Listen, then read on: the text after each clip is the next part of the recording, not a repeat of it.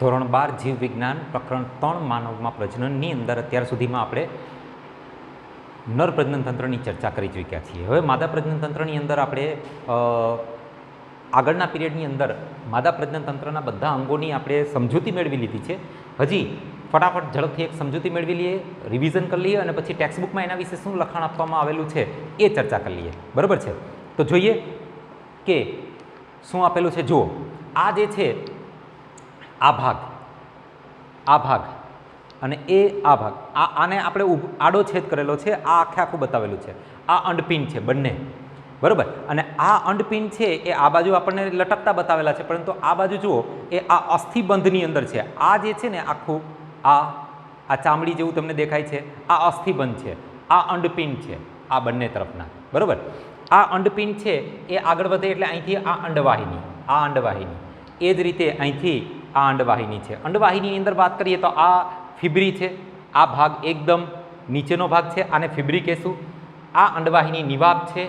ત્યાંથી આગળ વધો, આ એમ્પુલા એટલે કે તુંબિકા જેને આપણે ગુજરાતીમાં કહીએ છીએ. આ ભાગ ઇથમસ, એનું કોઈ ગુજરાતી નથી. આ હવે અહીંયા ગર્ભાશયમાં જોઈન્ટ થઈ ગયું છે, બરાબર. આ ગર્ભાશયનો આખો ભાગ છે, આ ગર્ભાશય તરીકે ઓળખવામાં આવે છે. એ 3 ભાગનો બનેલો છે. એક છે ફંડસ, બીજું છે એ બોડી કહેવામાં આવે છે. આ વચ્ચેનો આખું પોલાણ જેવો ભાગ છે, બોડી છે, એને કોર્પસ તરીકે પણ ઓળખવામાં આવે છે. અને નીચેનો જે આ ભાગ છે, આ ભાગ એને સર્વિક્સ તરીકે ઓળખવામાં આવે છે. આ ભાગ જે છે આગળનો આ આખો ભાગ એને સર્વિક્સ કહેવાય, અને અંદરનું જે પોલાણ છે એને સર્વિક્સ કેવિટી તરીકે ઓળખવામાં આવે છે. એટલે કે ગ્રીવા પોલાણ તરીકે ઓળખવામાં આવે છે, બરાબર. ગ્રીવા ગુહા તરીકે પણ ઓળખીએ. અને આ ભાગ છે આગળનો ગ્રીવા છે. ત્યાંથી આગળનો આ વિસ્તાર છે, આ વિસ્તારને વજાઇના એટલે કે યોની માર્ગ તરીકે ઓળખવામાં આવે છે. આની અંદર 3 આવરણ છે: એન્ડોમેટ્રિયમ, માયોમેટ્રિયમ અને પેરીમેટ્રિયમ. એન્ડોમેટ્રિયમ સૌથી અંદર હશે, માયોમેટ્રિયમ એટલે આ ભાગ, અને પેરીમેટ્રિયમ એટલે સૌથી બહારનો ભાગ, બરાબર. ત્યાર પછી આ બીજી એક આકૃતિ જોઈ લઈએ ફટાફટ. આ જે છે આ અસ્થિબંધ પીળા કલરનું બતાવેલું છે. આ અંડપિંડ આ અસ્થિબંધમાં જોડાયેલા છે. અંડપિંડ પછી આ જે છે આ ફિબ્રી પછી અંડવાહિની નિવાબ પછી આવશે કયું? તુંબિકા પછી આવશે ઇથમસ જોડાઈ જશે ક્યાં?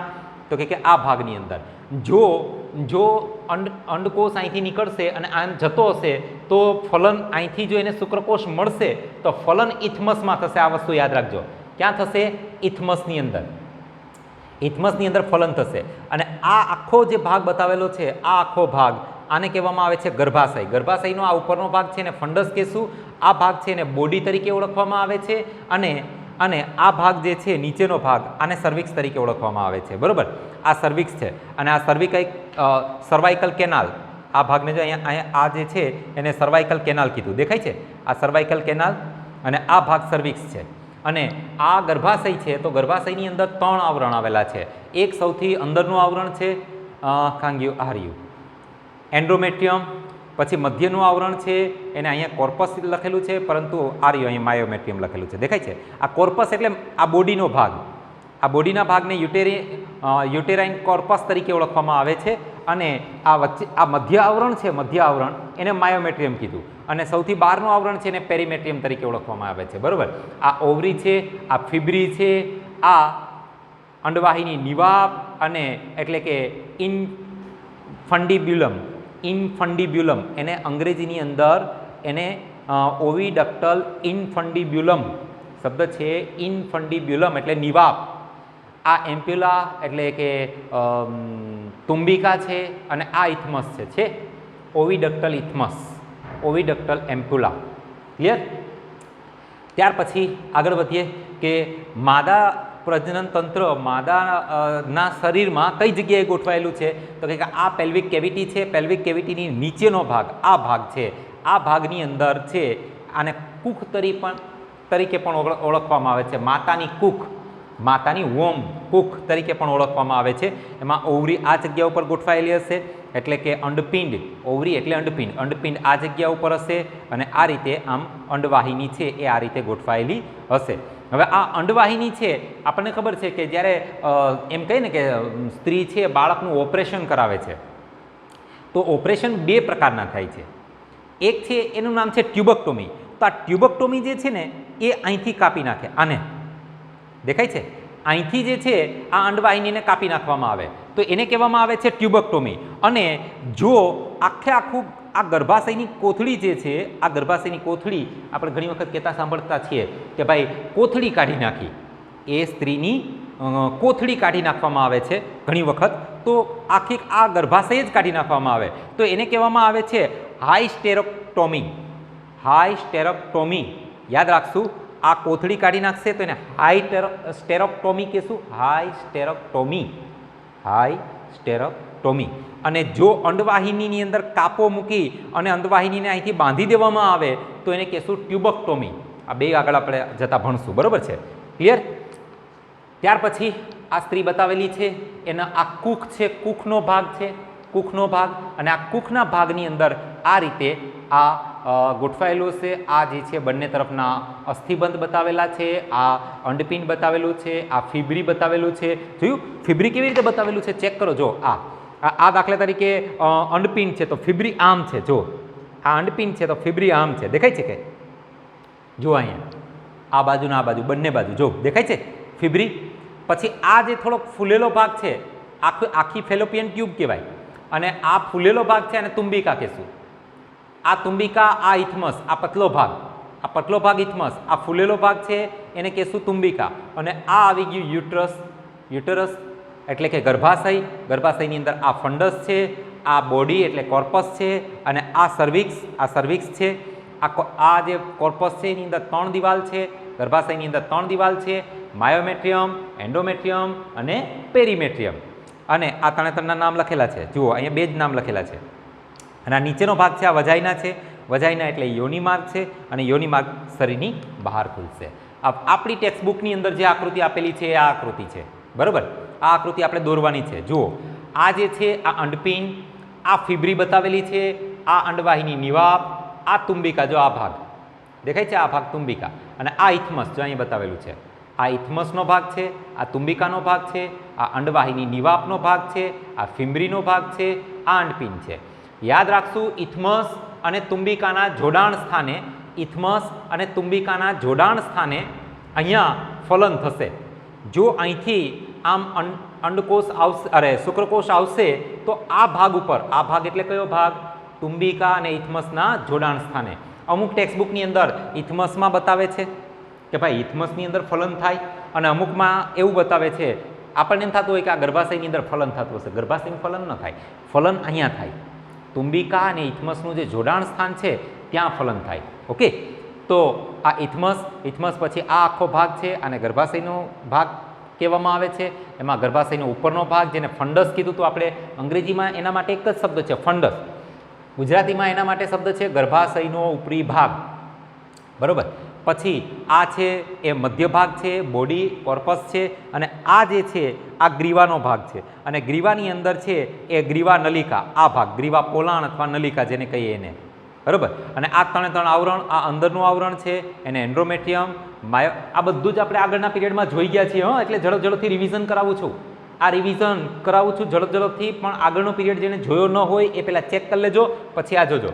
અને આ પેરીમેટ્રિયમ એટલે સૌથી બહારનું આવરણ છે, બરાબર? આ યોની છે, અને આની આગળનો જે ભાગ છે આખો એ યોની માર્ગ તરીકે, અને યોની દ્વાર દ્વારા શરીરની બહાર ખુલશે. ઓકે, આ જે છે અંડપિંડનો આડો છેદ છે, જુઓ આ અંડપિંડનો, આ જે છે રુધિરવાહિનીઓ આવેલી છે ધમની અને શિરા, એ ભાગ છે આને મજ્જક કહેશું. અને આ આખો જે પુટિકાવાળો ભાગ છે આને બાહ્યક કહેશું. આ પ્રાઇમરી ફોલિકલ્સ છે એટલે પ્રાથમિક પુટિકાઓ છે. પછી એ દ્વિતીયક પુટિકાઓમાં રૂપાંતર થશે, પછી તૃતીયક પુટિકા, પછી ચતુર્થક એટલે કે ગ્રાફિયન પુટિકા બનશે, અને ગ્રાફિયન પુટિકામાંથી આ અંડકોષ જો અહીંયા બતાવેલો છે, દેખાય છે આ અંડકોષ. આ અંડકોષ અહીંથી છે એ મુક્ત થઈ ગયો, આ ઓમ છે, ઓમ એટલે અંડકોષ, બરાબર? અને આ અંડકોષ મુક્ત થઈ ગયો પછી જે બાકીનો ભાગ બચ્યો આ સફેદ કલરનો એને કહેશું કોર્પસ લ્યુટિયમ. આ કોર્પસ જો દેખાય છે, કોર્પસ લ્યુટિયમ, કોર્પસ લ્યુટિયમ યાદ રાખશું, ખાસ યાદ રાખવાનું છે. આ કોર્પસ લ્યુટિયમ, આ કોર્પસ લ્યુટિયમ જો આમાંથી અંડકોષ બહાર નીકળી ગયો, આ પુટિકા, પુટિકાનો વિકાસ થયો, અંડકોષ બન્યો, અંડકોષ બહાર નીકળી ગયો, અંડકોષ બહાર નીકળી ગયા પછી જે બાકી ભાગ બચ્યો એને કહેશું કોર્પસ લ્યુટિયમ. શું ભાગ કહેશું? કોર્પસ લ્યુટિયમ ને પછી એનું વિઘટન થઈ જશે અને એ ફરી પાછી પ્રાથમિક પુટિકાઓ બનાવવામાં મદદરૂપ થશે. બરાબર. તો આ જોયું અંડપિંડનો આડો છેદ. આને હજી આપણે ડિટેલમાં ભણવાના છીએ, ટેન્શન ન લેતા. બરાબર. આને હજી આ પ્રાથમિક પુટિકા કેવી રીતે બને, દ્વિતીય પુટિકા કેવી રીતે બને એ આપણે ઉજીનેસિસ ભણશું, એટલે કે અંડકોષ જનન ભણશું ત્યારે આપણે એને ડિટેલની અંદર જોશું. અત્યારે આપણે ખાલી પ્રાથમિક સમજૂતી માટે કે મજ્જક કોને કહેવાય, બાહ્યક કોને કહેવાય અને આ અધિસ્તર એપિથેલિયમ દેખાય છે, આ અધિસ્તર, આ ભાગ છે, આ અધિસ્તરનો ભાગ છે. બરાબર છે. તો આમ આ અત્યારે નથી ભણવાનું, એ પછી ભણવાનું છે, પછી રાખીએ આપણે. માદા પ્રજનન તંત્રની હવે આપણે વાત કરીએ છીએ કે માદા પ્રજનન તંત્ર છે એની અંદર નિતંબ પ્રદેશમાં આવેલું છે પેલ્વિક કેવિટી. મેં તમને વાત કરી ને કઈ જગ્યા ઉપર, નિતંબ પ્રદેશ. યાદ રાખશું, માદા પ્રજનન તંત્ર કઈ જગ્યાએ આવેલું છે, નિતંબ પ્રદેશની અંદર આવેલું છે. એક જોડ અંડપિંડ, એક જોડ એટલે બે બાજુ એક એક હતી એટલે એક જોડ અંડપિંડ અને તેની સાથે એક જોડ અંડવાહિની, એટલે એક આ બાજુની, એક ડાબી બાજુની, એક જમણી બાજુની, ગર્ભાશય હતો, વચ્ચેનો ભાગ, ગ્રીવા એની નીચેનો ભાગ, યોનિ માર્ગ અને બાહ્ય જનનેન્દ્રિયો. બાહ્ય જનનેન્દ્રિયો એટલે એક્સટર્નલ જેનિટેલિયા. આ એક્સટર્નલ જેનિટેલિયા છે એ આપણે ભણવાના બાકી છે, એ મેં તમને હજી સમજાવ્યા નથી. એ આ પોર્શન પૂરો થઈ જશે પછી આપણે એના વિશે ડિટેલની અંદર ચર્ચા કરવાના છીએ. બરાબર છે. આ આકૃતિ હમણાં આપણે જે જોઈ હતી આ એક્સટર્નલ જેનિટેલિયાની છે, એટલે કે બાહ્ય જનનેન્દ્રિયોની છે. આ ધરાવે છે. તંત્રના આ ભાગની સાથે એક જોડ સ્તન ગ્રંથિઓ પણ આવેલી છે. સ્તન ગ્રંથિઓ પણ આપણે ડિટેલમાં ભણવાની છે આગળ જતા. રચનાત્મક અને ક્રિયાત્મક રીતે સંકળાયેલી છે. આ તમામ અંડકોષ પાત, ઓવ્યુલેશન એટલે અંડકોષ નીકળવો. આપણે અહીંયા આગળ હમણાં જોયું હતું ને આકૃતિની અંદર, જુઓ આ આકૃતિની અંદર અહીંથી આ અંડકોષ નીકળો દેખાય છે. આ નીકળવાની ક્રિયાને કહેવામાં આવે છે ઓવ્યુલેશન. અંડકોષ પાત, શું કહેશું એને, અંડકોષ પાત. પછી ફલન થશે, પછી ગર્ભધારણ થશે, જન્મ થશે અને બાળ સંભાળની ક્રિયા આપણે એટલું ભણવાનું છે માદા પ્રજનન તંત્રની અંદર. બરાબર. જોઈએ અંડપિંડની વાત કરીએ. અંડપિંડો માદા જનન કોષો એટલે કે અંડકોષો ઉત્પન્ન કરે છે અને એ ઉપરાંત ઘણા બધા અંડપિંડમાંથી અંતઃસ્ત્રાવો ઉત્પન્ન થશે જે સ્ટીરોઇડ પ્રકારના હશે. પેપ્ટાઇડ પ્રકારના સ્ટીરોઇડ અંતઃસ્ત્રાવો, સ્ટીરોઇડ પ્રકારના અંતઃસ્ત્રાવો. આ અંતઃસ્ત્રાવોવાળા પાર્ટ જે આપણે રાસાયણિક નિયંત્રણવાળો પાર્ટ છે એની અંદર આપણે ડિટેલમાં જોઈ ગયા છીએ કે પેપ્ટાઇડ અંતઃસ્ત્રાવ કયા કયા છે, સ્ટીરોઇડ અંતઃસ્ત્રાવ કયા છે, પછી એમિનો એસિડના વ્યુક્તનો પ્રકારના અંતઃસ્ત્રાવો કયા કયા છે, એ બધી ચર્ચા આપણે ત્યાં કરી ગયા છીએ. અંડપિંડમાંથી જે અંતઃસ્ત્રાવો ઉત્પન્ન થાય છે અંડપિંડમાંથી એ કયા છે, સ્ટીરોઇડ પ્રકારના અંતઃસ્ત્રાવ. યાદ રાખશું, સ્ટીરોઇડ પ્રકારના અંતઃસ્ત્રાવ. અને યાદ કરો મેં તમને બે નામ કીધા હતા. આ બે નામ કયા હતા, અંડપિંડમાંથી ઉત્પન્ન થતા અંતઃસ્ત્રાવોના નામ કયા કયા યાદ રાખવાના છે, બોલો બોલો બોલો. અંતઃસ્ત્રાવ કયા કયા છે યાદ કરો, ઇન્સ્ટ્રોજન, યસ, અને વેરી ગુડ, ઇન્સ્ટ્રોજન અને પ્રોજેસ્ટેરોન. બરોબર. ઇન્સ્ટ્રોજન અને પ્રોજેસ્ટેરોન બે અંતઃસ્ત્રાવ અહીંથી ઉત્પન્ન થવાના છે. અંડપિંડી અંતઃસ્ત્રાવ ઉત્પન્ન કરતા મુખ્ય માદા જાતીય અંગો છે. અંડપિંડ ઉદરના નીચેના ભાગે દરેક બાજુએ એક એમ ગોઠવાયેલું છે. દરેક અંડપિંડ આશરે 2 થી 4 સેન્ટીમીટર લાંબુ છે. યાદ કરો 2 થી 4 સેન્ટીમીટર. તો અંડપિંડની વાત કરીએ, અંડપિંડ તો કેવું હતું, 2 થી 4 સેન્ટીમીટર. જ્યારે યાદ કરો શુક્રપિંડ કેવી રીતે યાદ રાખ્યું હતું, 2 3 4 5, 2 3 4 5, એક છોડી દેવાનું, 2 3 4 5. લંબાઈ છે 4 5, પહોળાઈ છે 2 3. બરોબર છે. અને આની લંબાઈ જ આપેલી છે, પહોળાઈ નથી આપેલી. આશરે 2 થી 4 સેન્ટીમીટર લાંબુ આવેલું હોય છે અને તે નિતંબની દિવાલ એટલે કે પેલ્વિક વોલ અને ગર્ભાશય એટલે યુટ્રસ સાથે અસ્થિબંધ લિગામેન્ટ્સ, આ શબ્દ યાદ રાખવાનો છે, અસ્થિબંધ દ્વારા સંપર્કમાં જોડાયેલ હોય છે. દરેક અંડપિંડ પાતળા અધિછદીય આવરણ દ્વારા આવરિત હોય છે જે અંડપિંડીય આધારકને આવરે છે. આધારક બે વિસ્તારમાં વિભાજિત થાય છે, પરિકવર્તી બાહ્યક અને અંદરનું મજ્જક. અંદર જે છે એને શું કહેશું, મજ્જક. બહાર છે એને શું કહેશું, બાહ્યક. આપણે જોયું ને આગળ, આ ભાગ છે આને શું કહેશું, મજ્જક. અને આ ભાગ છે આને શું કહેશું, બાહ્યક. આ ભાગ છે આને બાહ્યક કહેશું, આ ભાગ છે એને આપણે શું કહેશું, મજ્જક. બરાબર. ત્યાર પછી આ જે છે એનો સાઈડ વ્યૂ બતાવેલો છે. પહેલો હતો એનો ફ્રન્ટ વ્યૂ હતો. આ જે હતો આપણી ટેક્સ્ટબુકની આકૃતિ આ એનો ફ્રન્ટ વ્યૂ છે. બરાબર. આ આકૃતિ દોરતા આવડી જાય એવી છે, ઇઝી જ છે, કોઈ આમાં કંઈ તકલીફ નથી. આની અંદર થોડીક તકલીફ પડે એવું છે, સમજવામાં થોડીક તકલીફ પડે એવું છે. તો આ આકૃતિ આપણે ડ્રો કરી લઈએ. બરાબર. પહેલી આકૃતિ તો તમને ઇઝીલી આવડી જશે, ડ્રો કરી શકશો. આ આકૃતિની અંદર જુઓ, આ આકૃતિ સાઈડ વ્યૂ બતાવેલો છે. સાઈડ વ્યૂની અંદર આ જે છે આ બાહ્ય જનનાંગો છે, આ બંને, અને આ જે મોટા છે એને મુખ્ય ભગોષ્ઠ કહેવાય અને ગૌણ ભગોષ્ઠ કહેવાય. ઓકે, તો આપણે પહેલાં આ આકૃતિ ડ્રો કરતા મારી સાથે ડ્રો કરી લઈએ. ઓકે, આ ભાગ ઉપર છે આ મુખ્ય ભગોષ્ઠ આપણે દોરી લીધું. આની અંદર આ ભાગ છે આ ગૌણ ભગોષ્ઠ દોરી લીધું, મુખ્ય ભગોષ્ઠ, ગૌણ ભગોષ્ઠ. હવે એની ઉપર છે એ છે આ આપણને ખબર છે આગળની તરફ છે અહીંયા મૂત્રમાર્ગ હોય અને આ જનનમાર્ગ છે. નરની અંદર મૂત્રમાર્ગ અને જનનમાર્ગ એક જ હતા, જ્યારે માદાની અંદર મૂત્રમાર્ગ અને જનનમાર્ગ અલગ અલગ છે. તો આ આગળનો ભાગ છે, આગળનો ભાગ એ બનાવશે શું? મૂત્રમાર્ગ. આ મૂત્રમાર્ગ બનાવું છું. જોજો, આ મૂત્રમાર્ગ છે એ આ રીતે આમ મૂત્ર વાહિની આગળ જઈ અને આ મૂત્રાશય. ક્લિયર? આ મૂત્રાશય છે આ, અને આ અહીંયા ખુલી ગઈ, એટલે આગળનો ભાગ છે આ મૂત્રમાર્ગ, અને એની પાછળ અહીંયા ગર્ભાશય ગોઠવાયેલું છે. આ ભાગ ઉપર એનું દ્વાર અહીંયા આવશે, આ ગર્ભાશય. ક્લિયર? ગર્ભાશય છે નીચેની તરફ ખુલેલું છે, અને અહીંથી પાછળનો ભાગ જે છે પાચન તંત્રનો ભાગ આપણે અહીંથી બતાવવાનો છે. પાચન તંત્રનું મળાશય અને મળદ્વાર અહીંથી બતાવવાના છે, અને પછી આ મળદ્વાર છે. બરોબર. આ મળાશય અને આ મળદ્વાર છે, અને આ ભાગ છે, આ ભાગને ગ્રીવા કહેશું. આ યોનિ માર્ગ છે અને આ યોનિ દ્વાર છે. બરોબર. અને આગળ એક ભગ્ન શિશ્નિકા હોય, ભગ શિશ્નિકા.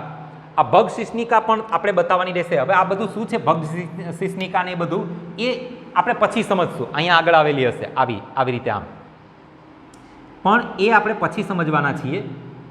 આગળ જે એના ગૌણ અથવા બાહ્ય જનનેન્દ્રિય છે એ આપણે ભણશું ત્યારે આપણે એ જોશું. પછી આ પ્યુબિક સિમ્ફાઇસિસ એ પણ આપણે ત્યારે ચર્ચા કરશું કે પ્યુબિક હેર જે આવેલા છે એ પ્યુબિક હેર શું છે.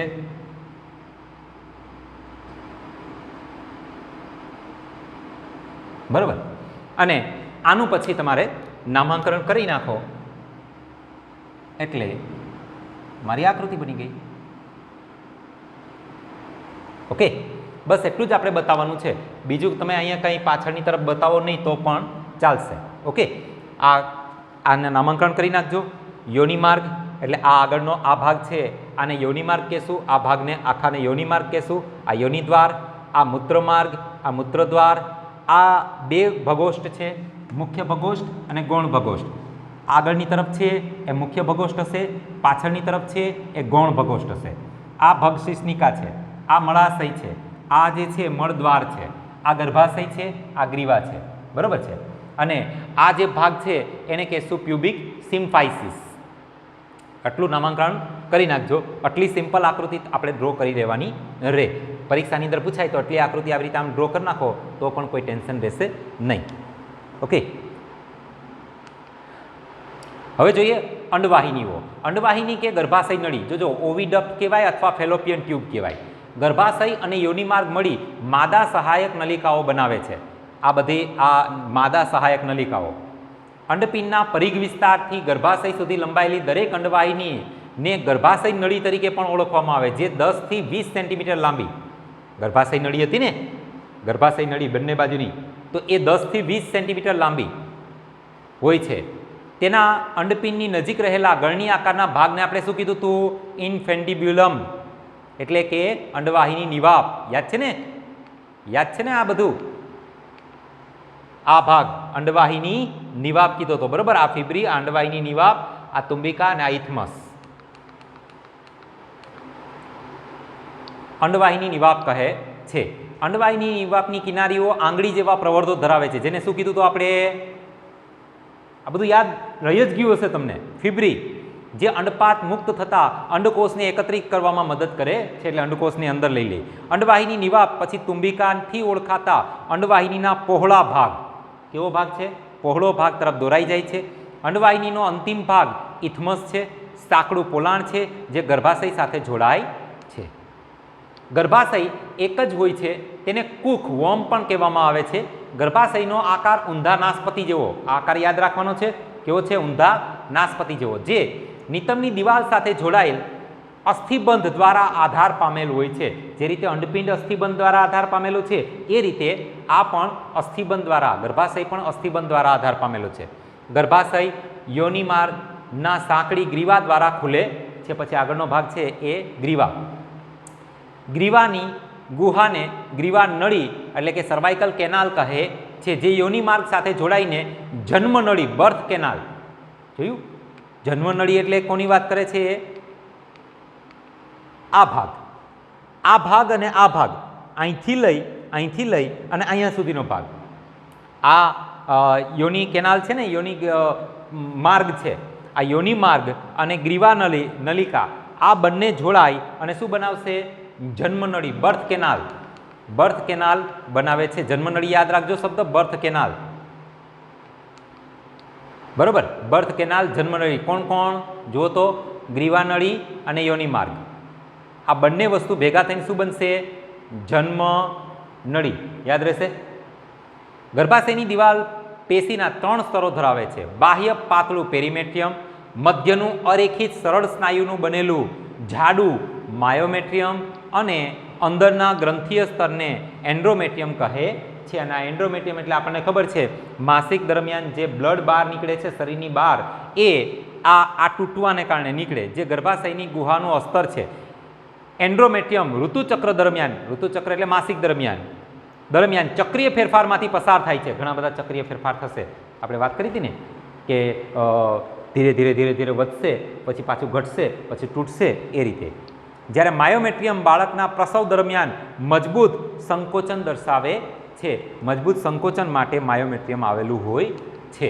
બરાબર? તો આમ અહીં આપણે અત્યાર સુધીની અંદર જનનાંગોની ચર્ચા કરેલી છે. હવે બાહ્ય જનનેન્દ્રિયો કઈ કઈ છે એના વિશેની ચર્ચા આપણે નેક્સ્ટ પીરિયડની અંદર કરશું. મિત્રો યાદ રાખજો, આપણી ચેનલને વધુને વધુ, આપણા જો તમને આ વિડીયો ગમતા હોય તો લાઇક કરો. આમાં કંઈ ન સમજાય તો નીચે કોમેન્ટમાં લખો. લાઇક કરશો એટલે મને ખબર પડી જશે કે ઓકે તમને સમજાઈ ગયું છે.